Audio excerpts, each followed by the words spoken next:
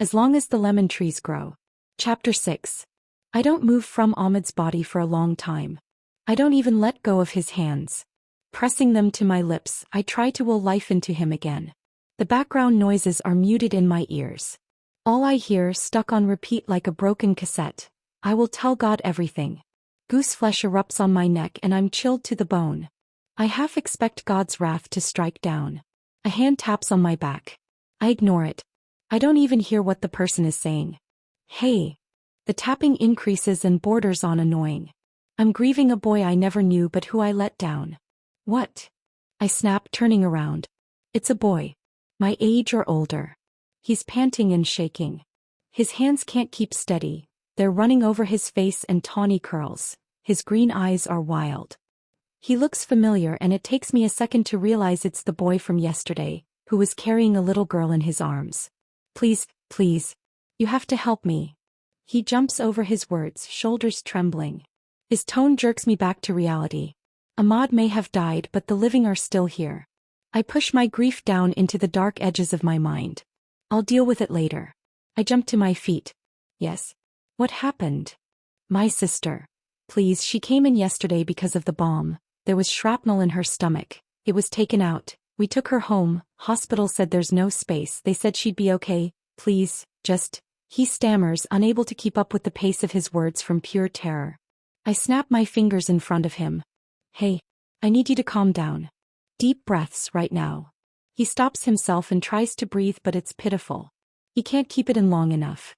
My sister, he begins in a forced calm tone.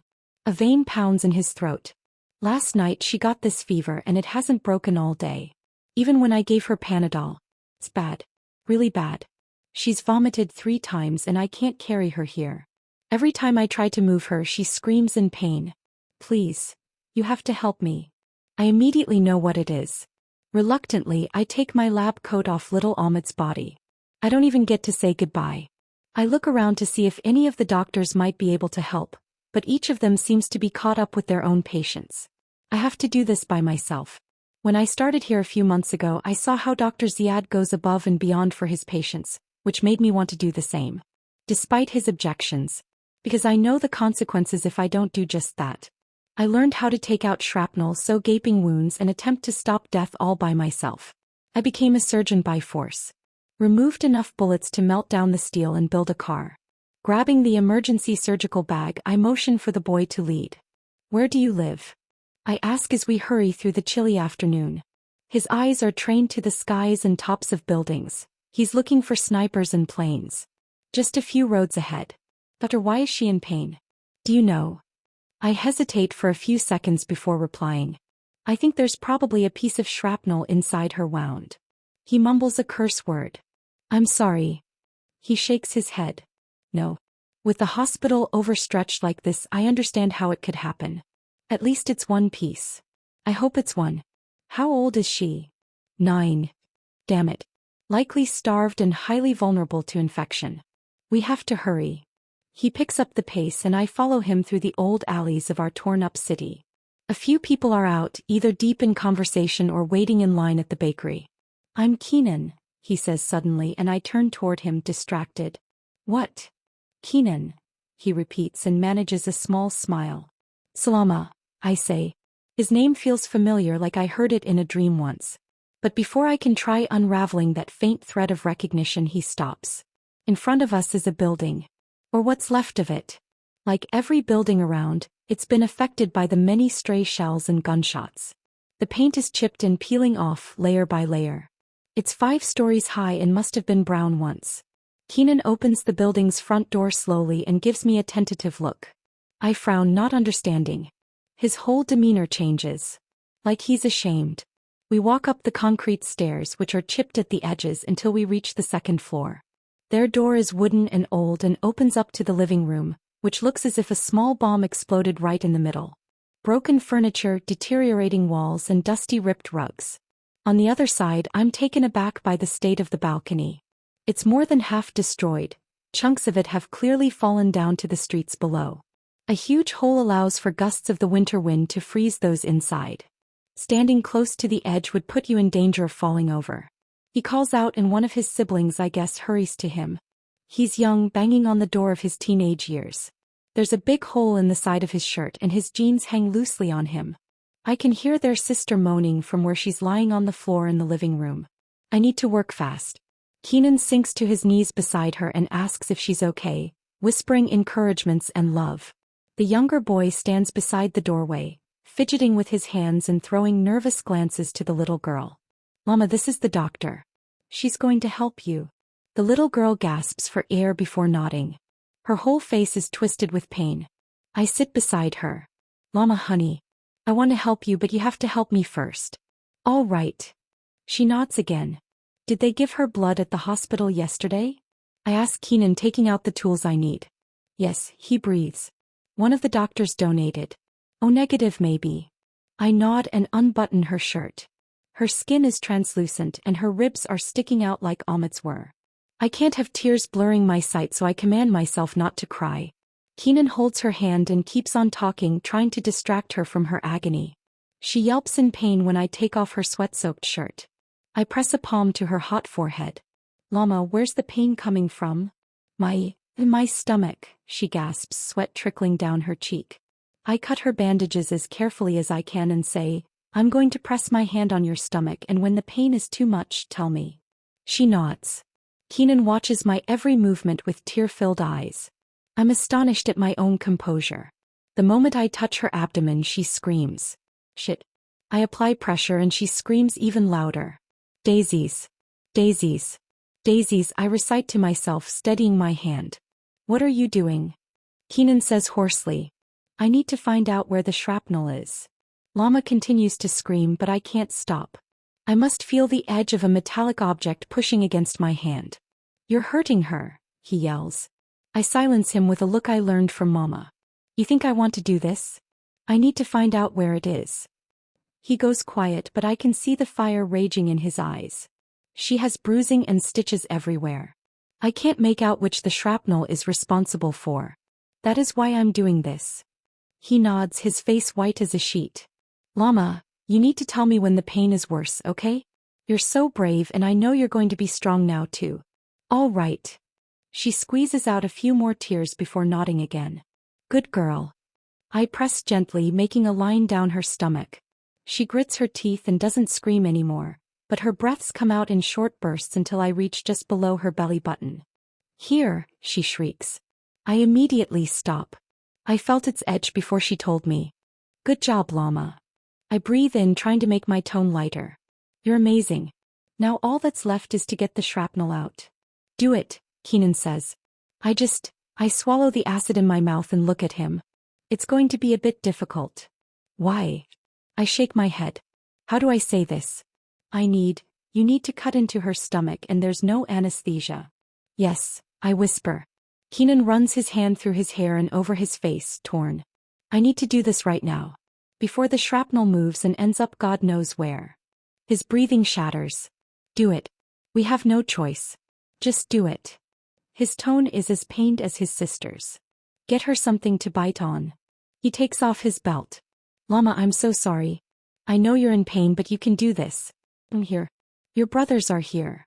He starts crying. Bite on the belt, I tell her. This isn't what I ever envisioned myself doing. I was supposed to be a pharmacist. I wasn't supposed to cut into children's stomachs in their homes. My hands shake as I take out the disinfectant and a scalpel. Until now, every time I've operated alone has been at the hospital, with Dr. Ziad always somewhere nearby in case I messed up. It's reassuring to know he's there. But here, if I slip, if I cut a vein or cause even more internal bleeding, she will die. And I'll have murdered her. I shut my eyes tightly, try to regulate my breathing and think of the daisies. Hey, I hear Keenan saying. Are you okay? I immediately open my eyes. Yes, I say, and I'm proud that my voice doesn't break. All the times I've needed to keep a cool head at the hospital are paying off. His eyes go soft and I think he can read the fear I'm frantically trying to hide. I ignore the quick flash of hesitance darting across his expression. I look at Lama, who's staring up at the ceiling with tears glistening in her eyes. Her lips quiver where she bites on the belt. She's too young for this. God, please guide my hand and let me save this poor girl. I disinfect her stomach and the scalpel and look at Keenan. This is going to hurt him far more than it'll hurt her. Hold her hand, I instruct him. He nods, white-faced. I press the cool metal against her stomach and she winces. Lama, look only at me, her brother says. I take a deep breath and move the scalpel down in a small cut. It doesn't stop Lama from howling. She tries to push me away, kicking her legs all the while, but Keenan holds her down. Lama, please, I need you to stay still. I say, working as fast as I can. Blood spurts out of the wound I made and I dig in 2 fingers to feel for the shrapnel. She sobs, begging me to stop. I feel like a monster. But there's no time for me to be delicate. The tip of my finger brushes against a pointy edge. Found it. I yell and clamp on it. It's lodged in a shallow area, away from her large intestine, and I nearly keel over with relief. Despite that, I pray hard it isn't causing any internal bleeding. I pull out slowly. This was a close one. Carefully, I make sure there is no more debris sticking around before stitching her wound up. Every puncture through her skin sends a fresh wave of pain for her, Keenan, and me. The suture is ugly and will definitely leave a scar, but she's alive and that's all that matters. I press around her stomach, making sure there's nothing else. I'm done. Panting hard as if I'd run a marathon, I start gently wrapping her with a set of fresh bandages. Keenan's face sags with relief. He kisses her forehead, smoothing away her sweat-soaked hair. You did amazing, Lama. I'm so proud of you. You're so brave. Their tears mix together. She smiles weakly, her eyes drooping with exhaustion. But my work is still not done. I get up to wash her blood off my hands only to remember that the water is cut off. Here, I hear Keenan say from behind me. He holds a big bucket of water which they probably use to drink and cook. I shake my head. I can't do that. You need this water. I'll wipe them back at the hospital. Don't be silly. Come here and wash the blood off you. We have buckets of water. No one has buckets of water. But I take it from him. The water runs over my scars like little streams washing away the blood. Did the hospital give you any antibiotics? I dry my hands on my yellowed lab coat. Yes. He takes them out of his pocket and hands them to me. Cephalexin 250 milligrams. Give her 2 tablets every 12 hours for 7 days. He hurries over to her and makes her swallow 2 of them. She complains that her sides still hurt but takes the pills. Their brother emerges from behind the door and sits beside her, trying to make her as comfortable as possible. He sniffs, rubbing his red eyes, and she smiles slightly before closing her own. Her fatigue is so palpable I feel it on my own skin. I look at my watch. It's nearing 6 p.m. I have to get back to Layla. Keenan walks back over to me. Thank you so much, doctor. I don't know what else to say. I wave off his appreciation. It's not a big deal. Just doing my job. And I'm a pharmacist. I guess this isn't in your job description, he says, looking at me with awe. Adrenaline shoots through my system once again and I look away. There's life in his eyes. Something I'm not used to seeing outside of Layla's. And you're young. I fiddle with my fingers. Not that much younger than you. He shakes his head. I didn't mean it in a bad way. I think it's amazing that you can do all of this. I shrug one shoulder. Circumstances.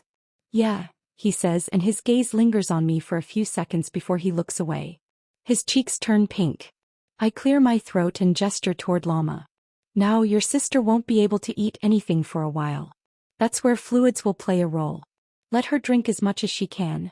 Soup, water, juice. Anything really. Fruits too. If there are any. He's nodding at every word I'm saying, storing them in his head. I can see him try and work out where he'll be able to get all these things. They aren't starving by choice. I don't ask where his parents are.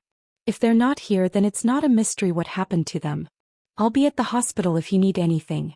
When she can move a bit, bring her there so we can see what more we can do. Thank you. I hoist the surgical bag over my shoulder. Again, no problem. He walks with me downstairs. I'll take you back to the hospital. No, it's fine.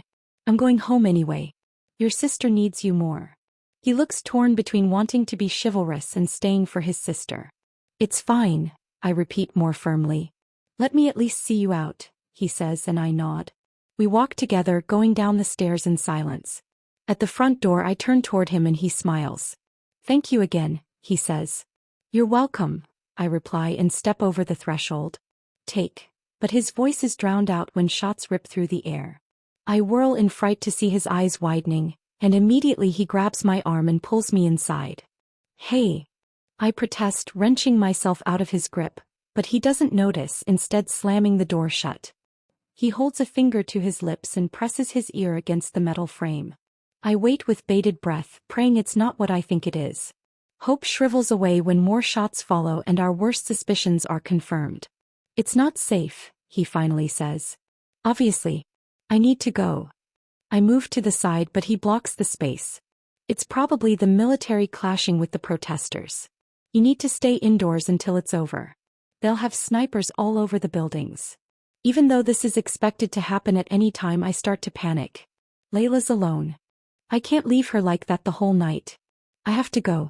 Layla needs me, I echo again. Who's Layla? My friend. She's my sister-in-law too and 7 months pregnant. I can't leave her. How are you going to be any help to her if you're dead or captured? He says forcefully, forming a body shield against the door. God damn it. Can't you call her? We have phones but we don't use them. I'm too scared the military will track them and know she's alone. He hesitates for a few seconds, then takes out an old Nokia. This is like a burner phone. It's only used to call people. You can use it. How the hell did you get one? Do you want to ask questions or do you want to call her? He hands it to me and heads back upstairs. Keenan pauses halfway up and then says, "Don't run into death." I nod and he disappears. I dial her number, my heart beating loudly as the beeps go by.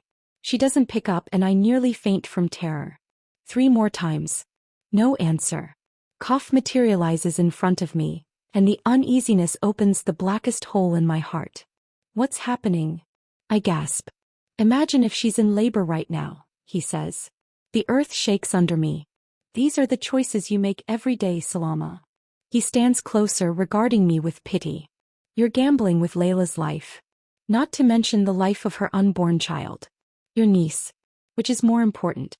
The patient's or Layla and her baby? I hear my bones cracking under the weight of his words.